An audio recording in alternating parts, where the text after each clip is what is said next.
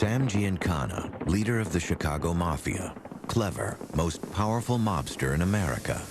He was a ruthless killer. That's why he rose up in the organization. He did what others couldn't do. Arrested more than 70 times for assault, larceny, bombing, and murder, personally tortured some of his victims. Thought responsible for 200 killings. He was magnetic. I thought he was special.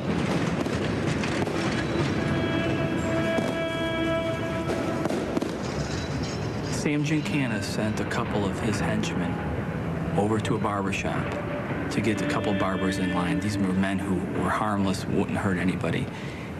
These men went in, grabbed the two barbers, took out rubber hoses, baseball bat, brass knuckles, and proceeded to beat them bloody, break their fingers, and leave them lying in pools of blood, all at the wishes of Sam Giancana.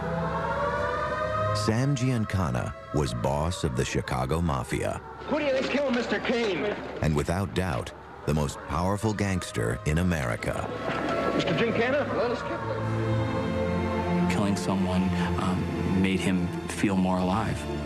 But what made Giancana different was not his violence, but his dreams. It's the ultimate story of organized crime in America. It begins in Chicago in 1915, under a tree. At age 10, the future gangster is led out of the family home and whipped. Sam's father chained him to the tree in the backyard and would beat him with a strap, beat him to the point where he cried for mercy, would be exhausted and laying on the ground into the wee hours of the night before he was released by his father.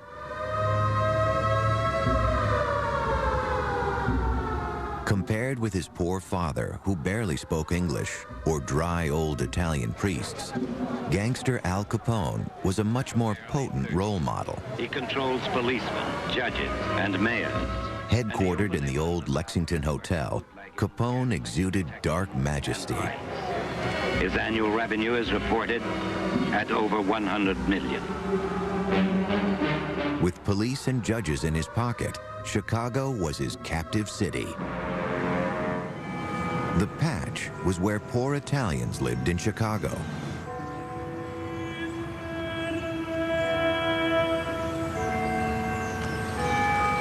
Expelled from school, Giancana was sent to a reformatory, then joined a street gang, the 42s.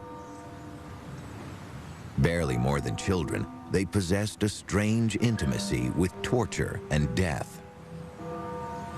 Taking gang members, rival gang members, and we're talking rivals, we're talking about other ethnic groups, and they would literally torture them, burn them, break a leg, break arms, scar them, and leave them to be an example to other people. The 42s included men like Mad Sam DiStefano, who in later life would slide ice picks into the brains of his victims.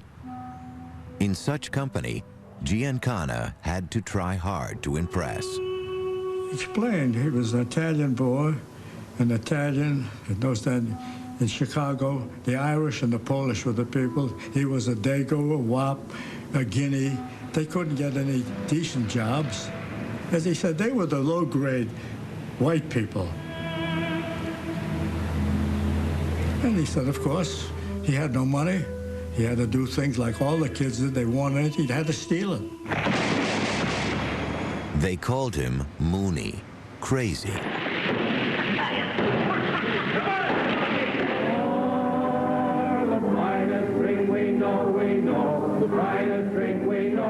Prohibition provided the violent backdrop to Mooney's rise.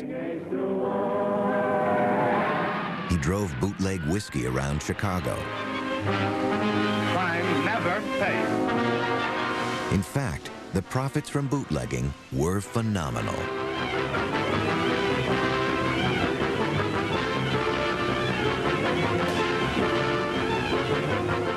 There was open war between bootleggers and the law.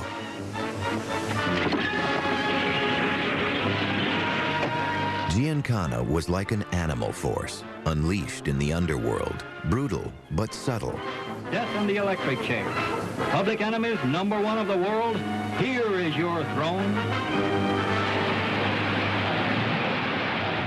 For Giancana, the electric chair held no fears.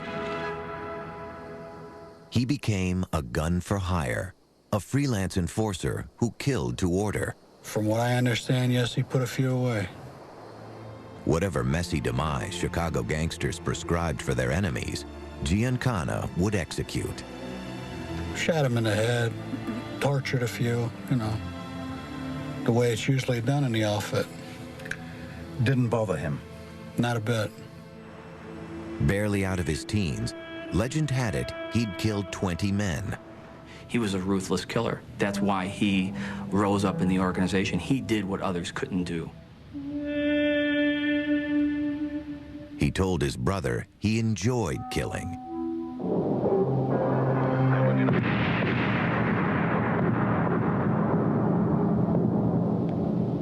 Killing someone made him feel more alive.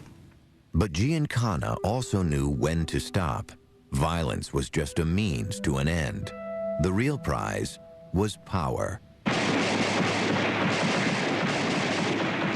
To win a place in the Capone gang, he betrayed his first boss, a gangster named Diamond Joe Esposito.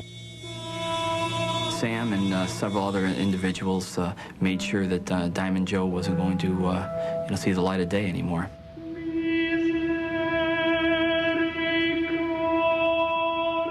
Yet according to the distorted code of the underworld, Giancana was no traitor. He obeyed the mafia's laws. To his brother, Giancana claimed he'd taken part in the most spectacular killing in gangland history, the St. Valentine's Day massacre of Al Capone's enemies. Reminiscent of scenes 13 years ago when John Barleycorn was buried. Now at hotels all over, old man Prohibition is buried. Bootlegging had made him rich. Take it, Mr. and Mrs. America. Here it is. The end of Prohibition was a disaster for Giancana. The most profitable criminal activity in America had vanished. Look what I've got now.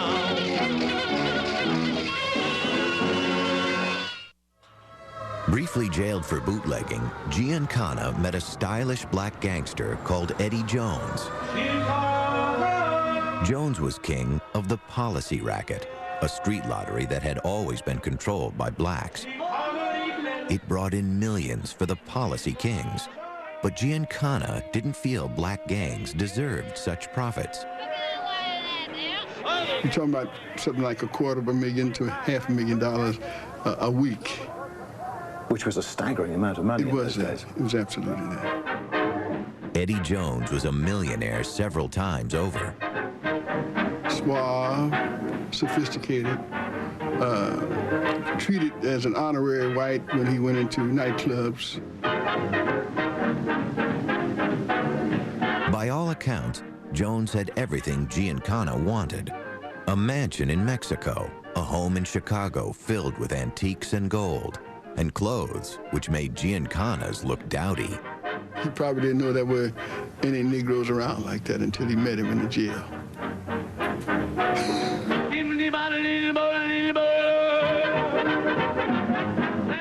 Out of jail, Giancana cultivated his new black friend. He opened a nightclub called the Boogie Woogie, attracting black gangsters, including Eddie Jones. So Eddie Jones thought Sam Giancana was his best friend? Yeah, yeah. One evening, Jones was kidnapped, flung in a car, and driven to Giancana's new home in the suburbs. Jones took the next train to Mexico, having agreed to turn over his entire gambling operation to Giancana. Evidently, Giancana had introduced him to a few realities. Like, do you want to live? Or do you want your legs broken? And of course, from that point on, I mean, the word went out, and the policy game became white as opposed to black. His daughters say Giancana dreamed a familiar dream. The American dream, to own, to run a big business, a big corporation. Except it was the dark side of the American dream. That's true. Gambling, prostitution. The nickels and dimes of the poor were making him rich. The spoils he lavished on his daughters. Wonderful suits by Christian Dior. Wonderful fur coats. Some nice jewelry. Dancing, drinking, having a great time. I mean, it was almost like New Year's Eve every day or every night.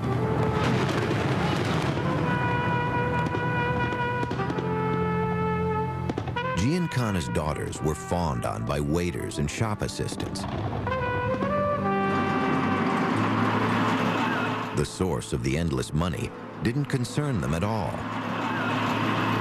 Why should I have thought about where the money came from? Didn't make it a little bit sour, No, the money? no. It was there. You spent it? We did, I did. During World War II, Giancana was called before the draft board, but he was declared a constitutional psychopath. Shortly afterwards, he was made an underboss in the Chicago Mafia. He says murder, he says. Every time we're kids, he says murder, he says. At a time like this, he says murder, he says. Is that the language of love? He says solid, he says. He took his family to Hollywood. Solid, he says. Meaning all the time. There were limousines and hotel suites littered with roses. I mean, they stayed at, I think it was the Beverly Hills, who cares? One of the hotels, they had their own villa, and it was just great fun. No, he gets on plainer than that. He says murder, he says. They were taken on private studio tours by famous producers. He had power. That's all I knew. He had power. Who questions power? I mean, I just enjoyed it. That I sang for the memory. Well, not everybody shows up at a Hollywood film studio and gets That's right. taken around by the head of the studio. That's true. That was a great feeling. I loved it. Until you're in my arms once more. Saturday night is the loneliest night of the week. The family got used to seeing Giancana with stars like Sammy Davis, and especially Frank Sinatra. It was a cordial, wonderful relationship. I mean, these two guys used to hug each other and kiss each other upon, you know, my father entering the room. Until I hear you at the door. Not for years did they realize the source of their father's power in Hollywood. Chicago controlled the film unions and could stop production, terrorize producers, and extort money from studios. A mobster who spilled the beans on the Hollywood connection was blown to pieces in his car, probably on Giancana's orders. When 35 leaders of the American Mafia met secretly in Havana, Giancana, the new Chicago underboss, was among them.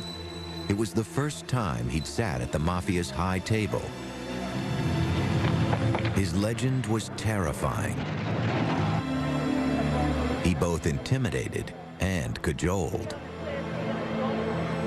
He thought that everything could be fixed, and I believe it could. In those days, you could. I believe that you could commit murder in this city, and if you knew the right person and you had the right amount of money, you could walk away from it. To Sam Giancana, the great and the good were puppets. He owned them, so he despised them. They were worse than criminals because they were hypocrites. He understood, or thought he did, the nature of power. And it gave him a godlike feeling. He knew what the public didn't. There were no white hats or black hats, good men or bad men. There were just men. And men you couldn't buy, you killed. Union official Joe Longmire was horribly injured by a car bomb. He thinks the bomb was planted on the direct orders of Giancana. The nuts and bolts were as familiar to him as a plate of spaghetti. He really, he thrived on hearing stories of people who were tortured and what their last words were and that kind of material. Yeah, he loved it. The Mafia threatened union leaders, give us control or die. Straightforward, no questions. If you didn't get the message, then what happens is the union official's body winds up in the trunk of his car, and it only takes 2 or 3 of those examples, and people take guys like Sam Giancana seriously. Transport unions were best for Giancana. He could squeeze businesses by cutting their supplies. He could pretty much shut down a city the size of Chicago. Unions were Giancana's path to real national power. The more local unions he controlled, the tighter his grip on Jimmy Hoffa and the Teamsters.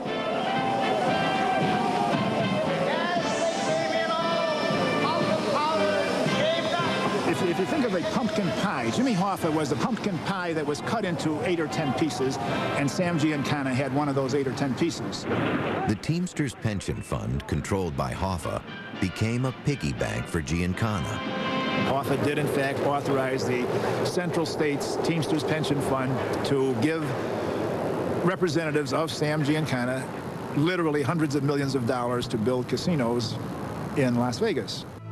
Now the undisputed head of the Chicago Mafia, Sam Giancana's empire stretched hundreds of thousands of square miles to Las Vegas and the Pacific. He wanted to control the world. Literally. Yes. Giancana reveled in his own legend. He possessed an intoxicating combination of money and absolute fatal power. He was magnetic. I thought he was special. His frail Italian wife, who'd never strayed and never dared question him, had died. Alone in Las Vegas, he fell in love. Be really refreshed. King Phyllis McGuire, lead singer with the McGuire sisters, was America's sweetheart. King size Coke has more for you. Get value, flip, refreshment too. King size. She dated Elvis Presley, but Sam Giancana was the real thing. King size Coke has more for you. Get value, flip, refreshment too. He had a lot of charisma, charismatic personality. Yeah. And he wasn't flashy. It was just direct, and it was strength, and his eyes were, it's like they looked through you. The press was fascinated. She as pure as the driven snow. He, evil incarnate. Wherever the sisters went, the gangster followed, from Vegas to London to Rome. When we were in Italy, he didn't want to go to Sicily. I don't know why, but he didn't want to go. Las Vegas was the mob's domain, and Giancana was one of its princes. The Chicago bosses, like the other big mafia families, had bought casinos with money from the Teamsters Pension Fund. J. Edgar Hoover could no longer pretend the mafia didn't exist, especially when police discovered its entire national leadership in a secret meeting in upstate New York. Much too late, Hoover acted. He sent fleets of G-men in suits and ties to fight the mafia. Agent Bill Romer was sent to Chicago to deal with the legendary Sam Giancana. The city seemed to him like occupied territory, its police and judges controlled by the enemy. Romer became obsessed by Giancana. He volunteered to hide a microphone in a tailor shop Giancana used for meetings. Such methods were officially forbidden. Had he been caught, the FBI would have disowned him. I was what we call the case agent. I had the ticket, the assignment card, and so I led the entry into the headquarters of the Chicago mob that very first time. Mr. Giancana? The bug gave Romer X-ray vision into Giancana's world. He inhabited a strange parallel universe that mimicked the straight world. It was highly organized with its own hierarchy and disciplines. Sometimes Giancana sounded efficient, managerial. Other times, almost insane. In my opinion, Sam Giancana breached the limits of rationality. I'm putting it forward then as an original thesis that Mr. Harper, surrounding himself with witnesses... In the late 1950s, before he became president, Senator Jack Kennedy and his brother Bobby interrogated mafia racketeers. Sam Giancana, however, seemed unafraid. He was used to owning politicians, and the Kennedys, he thought, would be no different, just bigger flies in his web. Joe Kennedy, the boy's father, was a veteran like himself of bootlegging days. Joe Kennedy made part of his fortune smuggling whiskey. In the late 1950s, Giancana claimed that at this hotel in Chicago, Joe Kennedy asked for his help. He wanted his son Jack to run for president. Could Giancana use his corrupt political power to swing the vote in Chicago or anywhere else? At that meeting, Joe Kennedy specifically told my uncle that if he does this for him and Jack Kennedy is elected, if he helps him get Jack Kennedy elected, that Sam Giancana will have the ear of the president, that they would be able to have business the way they really wanted it, that they could have the government off their back. Did you say that SOB, I'll break his back? Jack's brother Bobby Kennedy laid into mafia leaders and their union friends with messianic zeal. After these people testified before the committee. Tracked down in Las Vegas, Giancana was subpoenaed and torn into by Bobby Kennedy, who would eventually become his mortal enemy. Would you tell us whether if you have opposition from anybody that you dispose of them by having them stuffed in a trunk? Is that what you do, Mr. Giancana? Decline to answer because I honestly believe my answer might tend to incriminate. Will you tell us anything about any of your operations, or you just giggle every time I ask you a question? Decline to answer because I honestly believe my answer might tend to incriminate me. I thought only little girls giggled, Mr. Giancana. Giancana seemed oddly unruffled. In the Las Vegas underworld, rumors of a behind-the-scenes deal with the Kennedys didn't surprise businessman Ed Becker.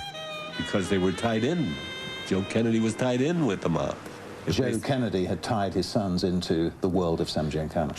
By osmosis, yes. Giancana really imagined he owned the Kennedys. That's what we were led to believe. Who led you to believe that? Sam. We've got the Kennedys. They're in our pocket. We own them. What other guy could you rather have in your pocket but the president? Me, I thought it was a little ridiculous that, but then again, hey, if this is possible, we got a hell of a thing going. Joe Kennedy understood the power of organized crime to mobilize votes and fix results. In New York, in the 1960 election year, he was reportedly seen lunching with a succession of top mobsters. FBI files record similar meetings. If he did seek the mob's help in the election of his son, Joe Kennedy made the most dangerous deal imaginable. Sure, because you're dealing with psychopathic people. Who believe that they are critical to your election. Absolutely. There's no free lunch in the mob. Just before the election, the Chicago wards he'd most thoroughly corrupted, Giancana sent out his soldiers to rustle up votes for Kennedy. We were told by Sam to go out there and get all the Italian people and the Irish and the Polacks and get their votes, tell them what the Kennedys could do for us, that we needed this guy in the office. I never let them know that it would help organized crime, but I just let them know that it would be good for them. So we went out there and we pushed for votes. We sent people out, all the old greaseballs and Polacks, we sent them all out there. We talked to people, and they all voted for Kennedy. The election was incredibly close. Nationally, Kennedy scraped in by 0.1%. He was ecstatic. He says, I got that man his vote. The state of Illinois was critical, and Kennedy won it by just 9,000 votes. Senator Kennedy will be the next president of the United States. victory, Giancana believed, belonged to him. Whether Giancana actually tipped Kennedy's election is one of the imponderables of history. The point is, he thought he did. In Cuba, Fidel Castro had seized power, closed the casinos, and thrown out the mafia. Then the temper of the throng changed, and an ugly mob ranged the streets. Its prime targets, the symbols of the overthrown regime. Giancana had lost millions. Giancana had reason to be confident in his relationship with the United States government. The CIA had invited him to take part in a bizarre plot to murder Fidel Castro. The mafia were the fall guys. If the operation was discovered, they, not the government, would take the blame. The prize, the return of their Cuban casinos. The idea was put to Johnny Rosselli, Giancana's man in Hollywood, by a CIA contact. He thought I was kidding at first. Then he became stupefied. And after a few more drinks, he knew I was telling the truth. At a meeting in Miami, Rosselli and his boss, Sam Giancana, agreed to kill Castro. I became convinced very early on that both Rosselli and Giancana were doing this as good Americans. Giancana brought in his ally, Santo Trafficante, the mafia chief of Florida. Secretly, Trafficante thought the whole thing was crazy, but hoped to squeeze money out of the CIA.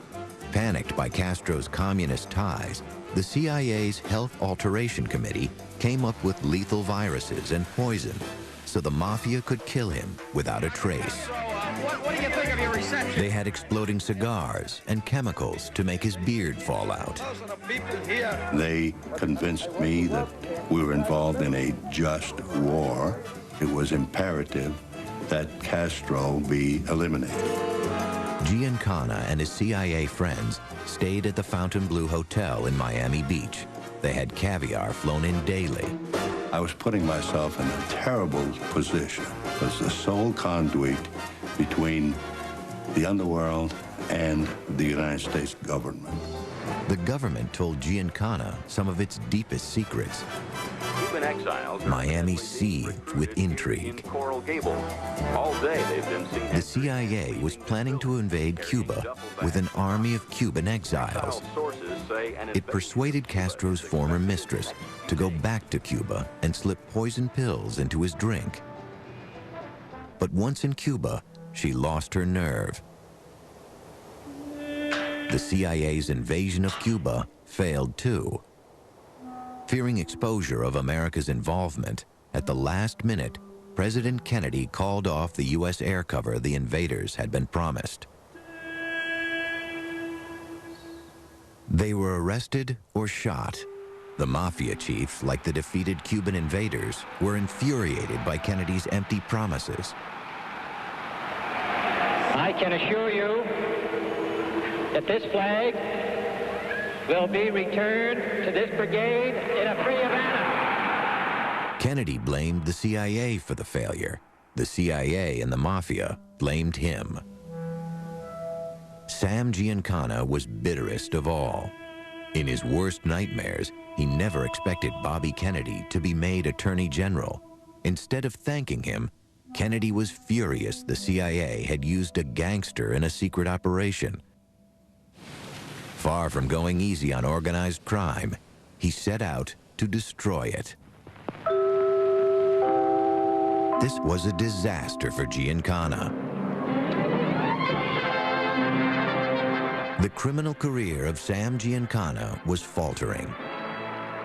I said, take a look at this guy, this scum, this piece of slime. This is Sam Giancana, the boss of the Chicago mob, the successor to Al Capone. Just look at this jerk. You people are so lucky. You just are traveling through Chicago.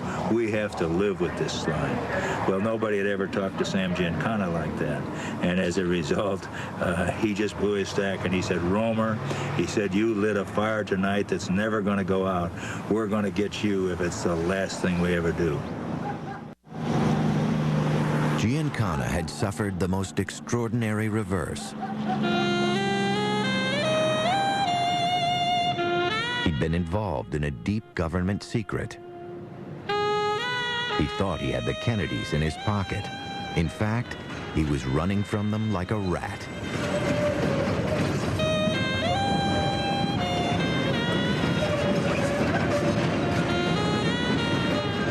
Many racketeers now smoldered with hatred for the Kennedys.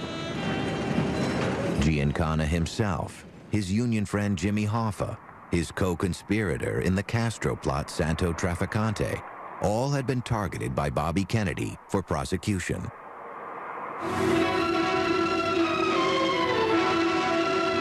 3 quick stops shattered this day, November 22nd, 1963. Sam Giancana told my father that we took care of Kennedy together, that elements of the CIA, along with members of the mob, joined together to assassinate the President of the United States, that they each had equal reason to make sure that Kennedy did no longer remain in office. Specifically, that Kennedy was upset at the CIA, and obviously the mob was very upset at Kennedy. Wishful thinking, maybe, but at least one official inquiry, that of the House Select Committee on Assassinations, did conclude there probably was a conspiracy, perhaps headed by a powerful ally of Giancana, the mafia boss of New Orleans, Carlos Marcello. If there was a plot, and I think there was, the most plausible explanation of the evidence is that organized crime, in particular, Marcello in New Orleans, had a hand in the assassination. The evidence connecting the mafia to the assassination was circumstantial, but intriguing. 2 days before Kennedy was shot, a New Orleans bar girl was admitted to a hospital where she made startling claims to doctors. She said it was very common knowledge in the underworld figures in New Orleans that there was a contract out on John F. Kennedy and that he would be assassinated. She gave no specifics, but she made it very clear, and she told a number of the staff in the hospital there that this was going to happen before it happened. She worked in a bar in New Orleans owned by the family of Carlos Marcello, the city's mafia chief, and a longtime associate of Sam Giancana. In mid-1963, on his huge private estate in the swamps outside New Orleans, Marcello told several witnesses the mob intended to kill the president. I'm thinking, well, here's a vendetta where he is like saying he's going to kill somebody. And so I'm saying, you're not, how are you going to do that? You can't do a thing like this. And he says, you get a nut to do it for you. He said that? Yeah. You get a nut? You just get a nut to do it. Nobody bothers you. You just get a nut to do it. Was Lee Harvey Oswald the mafia's nut? It's Patsy?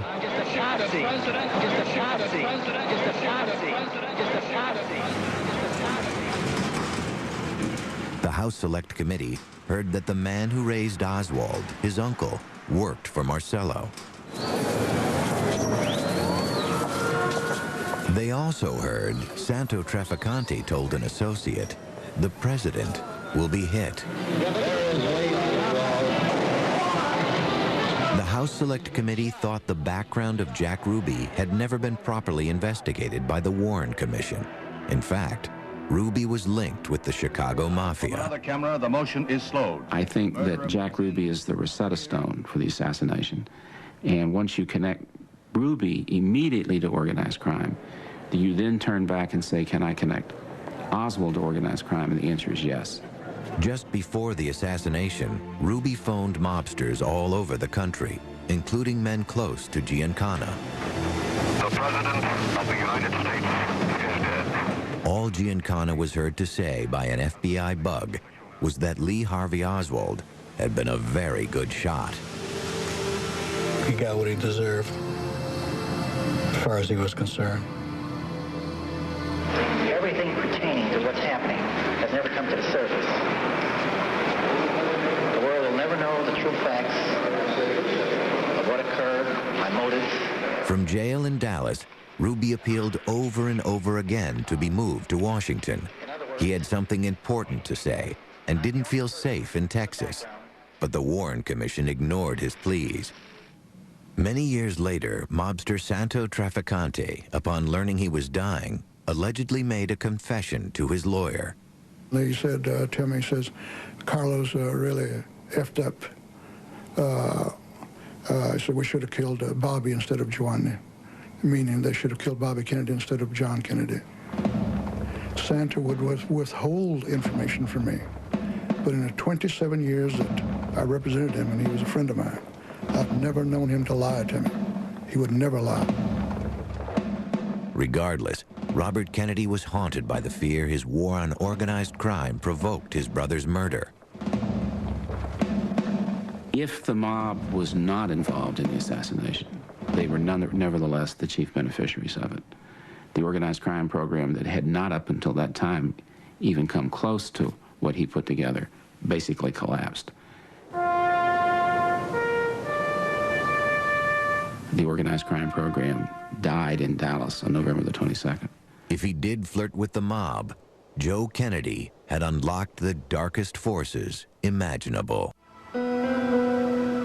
The criminal career of Sam Giancana was threatened.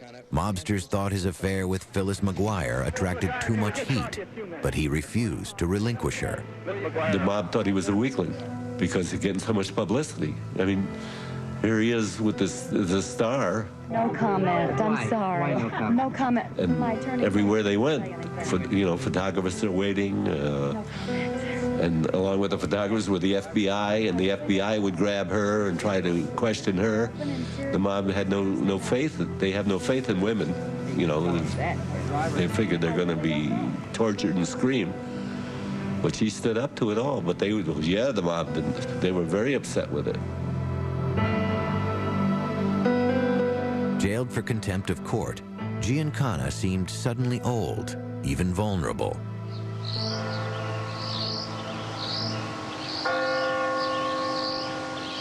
In 1966, he was released and slipped into exile in Mexico, taking with him millions of dollars. He chose a town in the mountains above Mexico City, with blue skies and clouds of bougainvillea.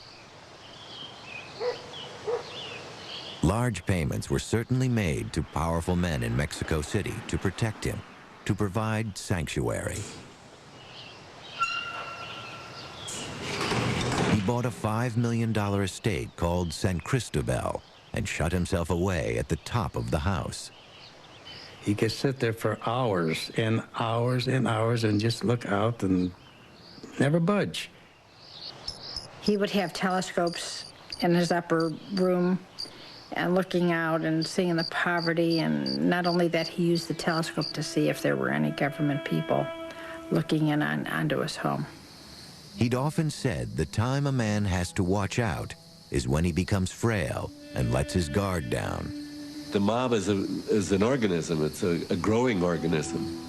And if you're not there to water the plants or take care of the plants, somebody else is going to do that. And pretty soon they figure he's unstable, and they're watching all the time. I mean, I don't care where he was, somebody was watching Sam. Perhaps he hadn't paid the Mexicans enough.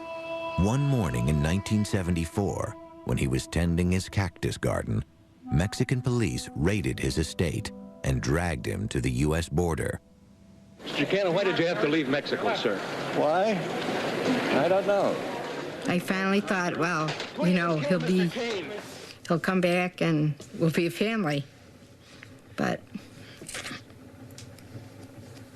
Mr. Giancana, what are your future plans there? In 1975, he was called before a Senate committee investigating the CIA plot to kill Castro. The night of June 19th, 2 escorts had just arrived in Chicago to take him safely to Washington. Neither his caretaker nor police officers watching his house heard the 6 shots that killed Sam Giancana at midnight on June the 19th, 1975. He'd been cooking sausages and late that evening opened the door to a visitor. A few minutes later, he was dead, shot in the head and the chin. Perhaps somebody believed he would blurt out the truth about the Castro operation at the hearings in Washington. Not long afterwards, the dismembered body of Johnny Rosselli, Giancana's partner in the Castro murder plot, was found stuffed in an oil drum in the sea off Miami. Giancana always said that if you want to find the murderer, look for the one who survives. The mob's only survivor from the plot to kill Castro was Santo Trafficante, the mafia chief of Florida. They were afraid he was going to talk, the same as Roselli. Roselli's going to run shooting his mouth off, and they were killed within months of each other. I think it was the Trafficante people got the okay from Chicago. Like so many who live in a world of secrets, Giancana, perhaps in the end, understood less about the world than he thought he did. Finally, his darkest dreams of real political power came to nothing. His funeral was an oddly muted affair. The mobsters who once fawned on Giancana stayed away. His family was bitter. They really practically beat up on me. The press. Can't we mourn in peace without having the trash around? But he was the biggest mobster this city has ever produced. Yeah, and the smallest funeral that the mob has ever had. Because his great friends didn't show up. That's right. Why? They were probably the guilty ones. He was buried in a marble mausoleum he built for his wife, next to the father who beat him.